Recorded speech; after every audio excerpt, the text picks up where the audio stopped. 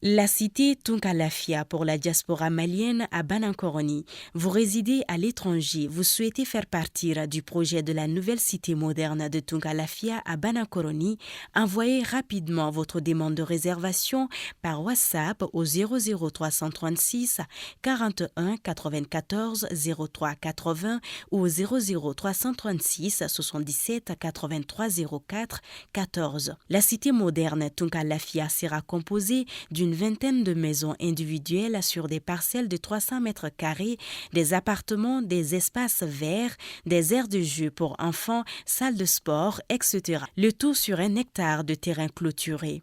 Après l'acquisition des parcelles, vous avez le choix entre la construction avec Tunkalafia d'une villa 3 chambres plein pied à partir de 26 millions de francs CFA ou d'un duplex 4 chambres à partir de 35 millions de francs CFA.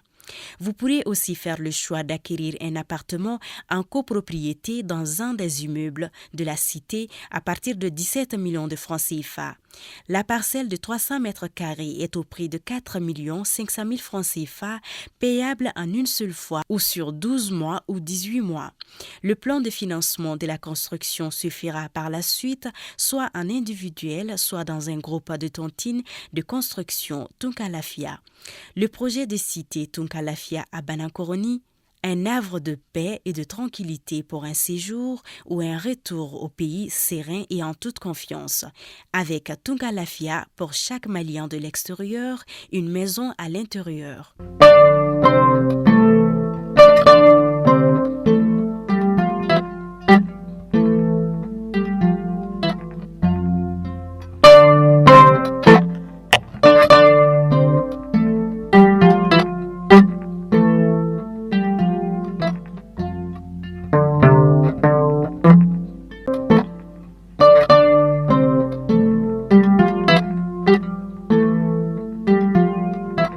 Bi juin kalo kile 10 ani fila ye san 2020 ani 7 an bɛ aw bɛɛ lajɛlen fo aw ka wagati o cogoya la kunnafoni min nabaw sigi ka makɔnɔ mali kunnafoni.net ale jabarani o sanfɛ tɛnɛ fo kana se juma ma o waati selen ni a y'aw bisimila.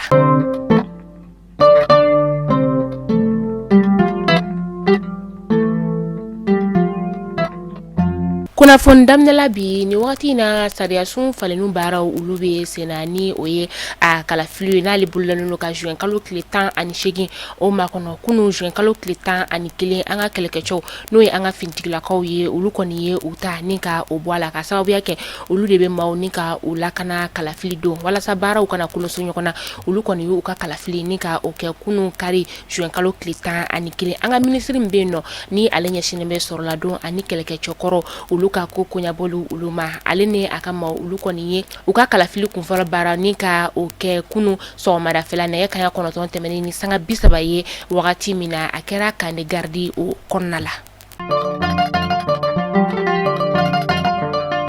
An bɛ to hali sisan nɔ kalafili ali hukumu o kɔnɔna la Tɔnbɔkutu kɛlɛkɛcɛw olu fana ye u ka kalafili kunu juin kalo tile 10 ani 1 san 2020 ani 7 fɛn min ye u ka 5e région militaire ye ni ale ɲɛmaya bɛ colonel Sulemana M Konate ale bolo ale n'a ka maaw u kɔni y'u ka fasoden ɲumanya ni ka o yira. A yirala maliyɛnden kelen-kelenna bɛɛ lajɛlen na k'a fɔ ko fɛn min ye juma nata ye n'o bɛ juin kalo tile 10 ani 6 ma san 2020 ani 7 nɛgɛ kaɲa 14 wagati ko bɛɛ lajɛlen ka ɲɔgɔn sɔrɔ stade du 26 mars an ka dolaci kɛnɛba la ko walasa ka bɔ ni ka taga k'a yira k'a fɔ ko an sɔnna sariyasun ale falenni ko o ma.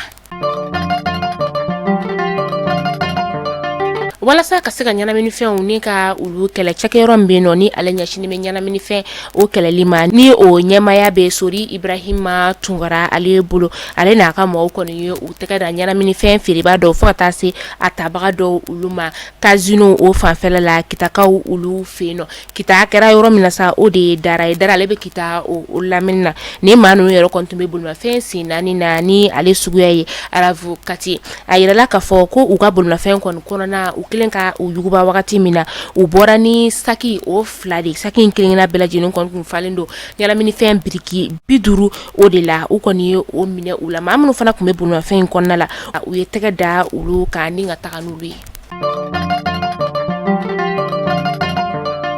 a bɛ san damadama bɔ ni wagati na fɛn min ye terrain ale mankan kɔni tɛ ka bɔ an ka jamana kɔnɔna la bilen juin kalo tile 9 tɛmɛnen n'o bɛnna jumadonya o ma kayikaw olu kɔni sɛbɛkɔrɔ nisɔndiyara kosɛbɛ ka sababuya kɛ terrain ale mankan kun fɔlɔ bɔ olu fɛ yen nɔ ni a bɛna i kunda an ka faba kɔnɔna o kan a yirala ka fɔ ko musaka min donna terrain walasa ale ka se ka wuli o de ye sefa wari miliyari 6 ka taga se miliyɔn 26 ma o de kɔni donna terrain ale wulili la a musaka bɛɛ bɔra an ka jamana ka wagande de kɔnɔna la. Sadu Halila Touré ni ale ye jagokɛla ye ka taga se Pele ye yama ale ye bolimafɛn bola ni maa fila ninnu kɔni jasora Tazinka dugu la Tazinka ale bɛ an sɔngo o lamini na a kɛra marisi kalo tile 13 tɛmɛni ni wagati in na u kɔni nana u ka denbaya la serebolomaw olu ka fɔ la a yirala ka fɔ ni wagati in na fɛn min y'a to u kɔni bilala o ɲɛma sɔrɔ o la fɔlɔ. Kiritigilamaw olu dusuma kasalen do kosɛbɛ ka sababuya kɛ fɛn min ye kiritigilama kɔrɔ dɔ ye ni ale yɛrɛ kun bɛ an ka faba kirisoba o la ni o ye Daniel Tesuke an dabama ka wele sera Daniel Tesuke ma juin kalo tile 19 san 2023 n'o bɛnna kunu karima a ka denbaya ni kunnafoni kɔnɔ ni ka ale jɛnsɛ a fatura an ka faba kɔnɔna yɛrɛ de la yan nɔ ni wagati in na a ka janaja wagati olu ma fɔ olu bɛna tila ni ka fɔ kunnafoni dilaw olu fɛ an bɛ dugawu kɛ ala ka bara dalen nɔgɔya banbagatɔ bɛɛ lajɛlen ye. Mali kunnafoni jabarani lajɛbaw aw kulo garzɛgɛ kɛra ni kunnafoni damadama de bi ni k'a da aw kulo kan tunga lafiya ale de anw ka kunnafoni a jɔgɔrama dodoba ye sanga a n'a ka wagati ni wagati in na e maa min bɛ yen nɔ k'i bɛ fɛ i tɔgɔ ka sɛbɛn tunga lafiya ka sojɔ tɔn o la ni o ye Paris ye san 2024 tɔgɔ sɛbɛn olu kɔni dayɛlɛ la villa simple fo ka taga se étage o ma ne maa min bɛ fɛ i tɔgɔ ka sɛbɛn villa simple la sa kalo i bɛ euro wari 580 ni ka o de sara o bɛɛ lajɛlen bɛ bɛn miliyɔn 26 ma maa min bɛ yen nɔ sa ko étage ka di i ye euro wari 780 ni ka o de bɔ o bɛɛ lajɛlen bɛ bɛn miliyɔn 42 de ma ni bɛ fɛ ka i tɔgɔ sɛbɛn i bɛ weleli kɛ 72 18 42 47 walima i bɛ message bila an ka numéro WhatsApp o kɔnɔna la terrain tɛ maa minnu bolo sa terrain bɛ tunga lafiya mɔgɔw olu bolo banangɔrɔnikaw olu fɛ yen nɔ terrain kelen-kelenna bɛɛ lajɛlen titre foncier 15/20 an bɛ segin a kan tuguni terrain de ye 4 500 000 ye n'o ye miliyɔn 4,100,000 terrain de bɛ feere o la terrain n'o ye titre foncier 15/20 o de do garantie bɛ terrain kelen-kelenna bɛɛ lajɛlen na n'i bɛ fɛ i sen ka ye tunga lafiya ka nin terrain sanni na i bɛ se ka a dɔgɔdɔgɔni sara kalo i bɛ euro wari 573 ni ka o bɔ o bɛ bɛn miliyɔn 4,100,000 ma san kɔnɔ ni e maa min bɛ yen nɔ ko o ka surun i bolo kalo i bɛ euro wari 782 ni ka o bɔ o bɛ bɛn kalo 18 o de ma n'i tilali ka terrain wari sara la wagati min na terrain papier ale bɛ k'i ta ye ni bɛɛ lajɛlen bɛ kɛ ni contrat ale ni seere boloma n'an ko ma ko notaire nanzarakan na o de bɛ tɛmɛ aw ni tunga lafiya cɛ ni baara banna wagati min na aw ka contrat o bɛ ban wa fana aw ka papier o bɛ taa ni ka di aw ma tunga lafiya nana tungaranke olu lafiyali de kama weleli o bɛ se ka daminɛ sɔgɔmada nɛgɛ kanɲɛ 10 wagati ka taa kuncɛ nɛgɛ kanɲɛ 18 wagati la n'a ye weleli kɛ n'a ma sɔrɔli kɛ aw bɛ se ka message bila an ka numéro WhatsApp o kɔnɔna la aw k'an bɛn donna nataw la kunnafoni kuraw olu kɛnɛ kan.